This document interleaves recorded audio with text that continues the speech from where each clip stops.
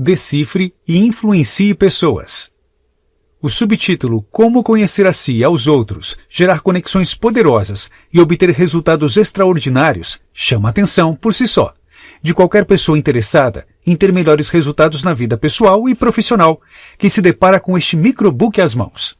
Quando sabemos que Paulo Vieira declara, logo em sua introdução, que até os 30 anos não percebia que boa parte de seus problemas financeiros e limitações vinham do fato de não entender qual era seu perfil comportamental, o interesse aumenta. Ao ler o relato de Davidson Silva, tratando da falência de sua empresa em 2012 e da necessidade de aprender mais e mais, ficam nítidos os motivos pelos quais Decifre e Influencie Pessoas nos mostra que se achamos estar percorrendo um caminho equivocado, sempre é tempo de corrigir rotas. Porque precisamos aprender a lidar com as pessoas. Não tem jeito. Em uma sociedade, temos que lidar com as pessoas o tempo todo, por mais isolado que você queira ficar. E se soubéssemos como compreendê-las e tratar melhor nossas relações de uma forma melhor, a vida traria menos dificuldades. Isso tanto no campo profissional quanto nas relações diárias, sejam os casamentos, as amizades, a família.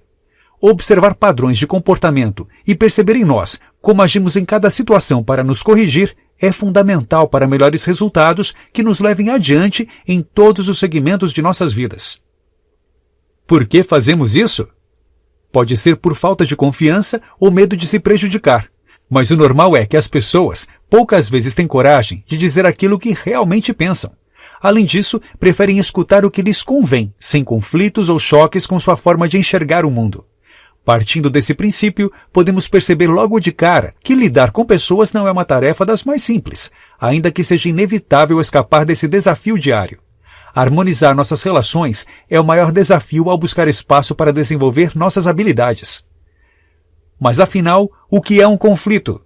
Para que possamos resolver todos os conflitos surgidos em nossos dias, é preciso logo de cara entender bem o que de fato ele é. Por definição, ele nada mais é que um choque entre diferentes formas de olhar e ou pensar sobre a mesma coisa ou assunto.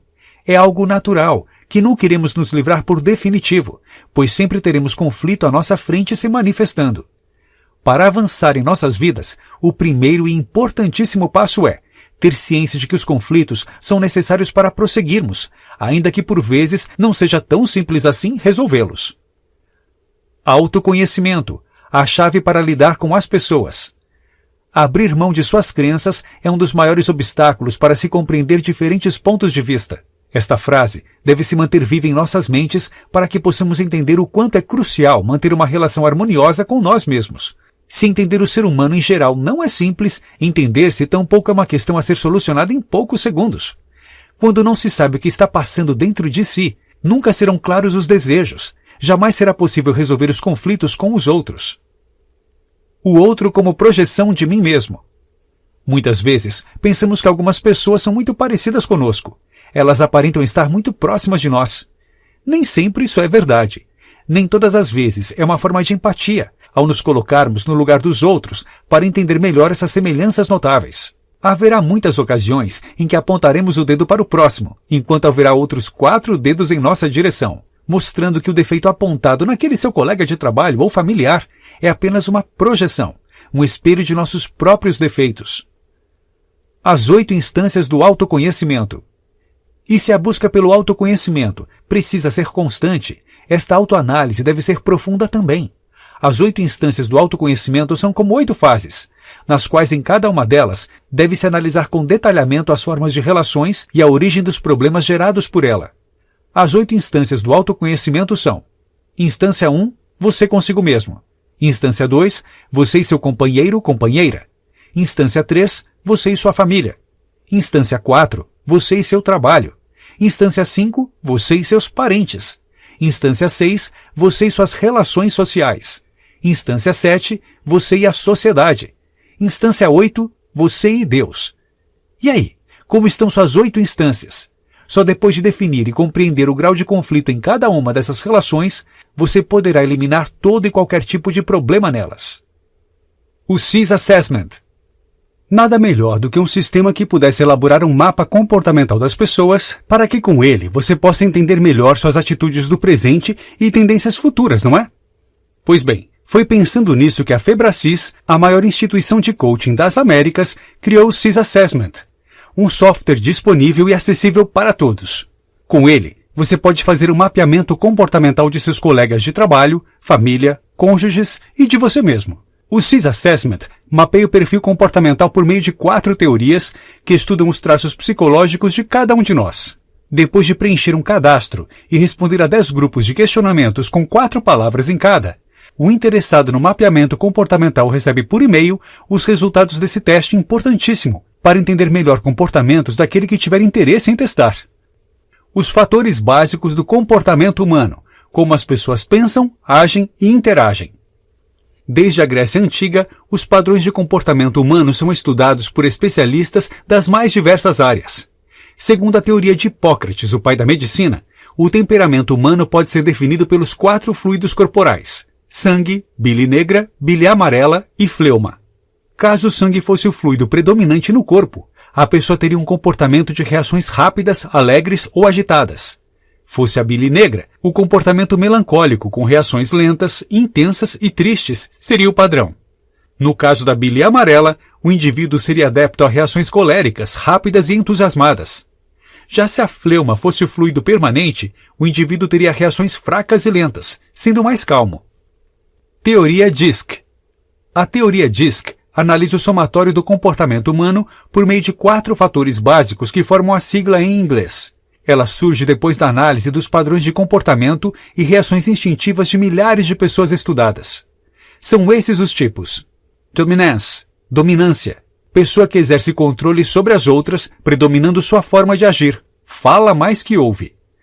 Influence, influência, tipos que influenciam as ações alheias, persuadem e, como no perfil anterior, falam mais do que ouvem. Steadiness, estabilidade, costuma manter-se onde está, inerte, ouve mais que fala. Conscientiousness, conformidade, age de acordo com a situação mais conveniente e, como no perfil anterior, dá preferência mais a ouvir que a falar. Os tipos psicológicos.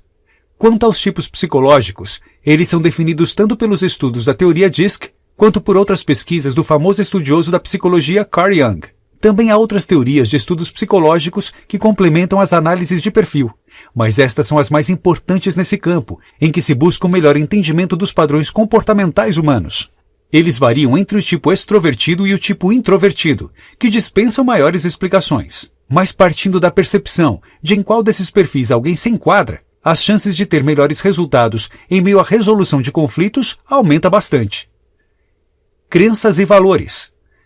Nossas convicções definem tanto o que somos quanto o que fazemos, e influenciam inclusive a maneira como avaliamos os outros. São reflexos de nossas crenças e valores. Esta é mais uma daquelas frases que são muito mais do que sentenças de efeito. Traduzem com simplicidade o fato conhecido de que tudo aquilo que acreditamos vai influenciar nossas atitudes dentro e fora do trabalho, da família, dos relacionamentos e em outros campos possíveis. É necessário entender os 3 níveis de crenças. São eles que definem até que ponto vamos insistir em tudo aquilo que queremos ou parar no caminho. Por vezes, isso é instintivo e natural, mas tendo ciência de como eles funcionam, ficará mais fácil ir mais adiante que em nas últimas vezes que você traçou um caminho bem-sucedido para você. O primeiro nível, o ser, ou crença de identidade. Temos aqui a definição de em que grau gostamos de nós mesmos. Se nos vemos como vítimas ou como vitoriosos, senhores de nossos destinos. Aqui é onde somos levados a acreditar na conquista de objetivos ou se seguiremos perdendo os desafios que surjam em nosso caminho. Nesse primeiro nível, definimos como trataremos a nós mesmos nos momentos difíceis, em que nada parece ter solução. O segundo nível, o fazer, ou a crença de capacidade. Quando chegamos aqui, acreditamos ser capazes de fazer ou aprender a fazer o que for necessário para nossas vitórias e sucesso. O potencial de cada um de nós é definido neste nível de crença. Se nos definimos como capazes de solucionar as coisas, nada será capaz de nos impedir. Vamos superar tudo o que tente se comportar como um empecilho para o sucesso. O terceiro nível, o ter ou a crença de merecimento. Aqui passamos a acreditar de fato que merecemos aquilo que queremos. Quando nossa crença de identidade é forte, ela se alinha à crença de capacidade e construímos a crença de merecimento.